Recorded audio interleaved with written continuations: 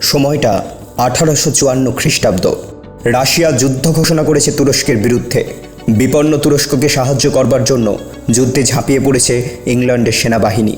ভয়ঙ্কর যুদ্ধ চলছিল ক্রিমিয়ার প্রান্তরে। প্রতিদিন ইংল্যান্ডের বহু সৈনিক মারা যাওয়ার খবর আসছে। উপযুক্ত সেবা পরিচর্যার অভাবে যুদ্ধে আহত সৈনিকরা অকালে প্রাণ হারাচ্ছে। তখন মমতাময়ী কোমল হৃদয় সম্পন্না এক নারী এগিয়ে এলেন যুদ্ধে আহত সৈনিকদের সেবা শুশ্রূষার দায়িত্ব নেবার জন্য। তিনি আর কেউ নন, মহীয়সী ফ্লোরেন্স নাইটিঙ্গেল।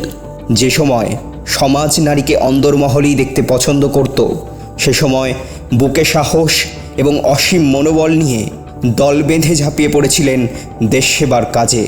এক মহান ব্রতের প্রচার, যা গোটা বিশ্বের নারীকে আহ্বান জানিয়েছিল পর্দার আড়াল ছেড়ে বেরিয়ে আসার জন্য। মাদার টেরেসা তাঁরই আদর্শের অনুসারী এক অন্যতম উত্তরসূরি। অ্যাঞ্জেল অব দ্য ক্রিমিয়ার ফ্লোরেন্স নাইটিঙ্গেল কেবল ব্রিটিশ সেনাবাহিনীদের মধ্যে নয়, তিনি সারা বিশ্বজুড়ে আর্ত প্রাণে আশার আলো জ্বেলে দিয়ে গিয়েছিলেন। তিনি কোমল প্রাণ মাতৃস্বরূপা, তিনি লেডি উইথ দ্য ল্যাম্প।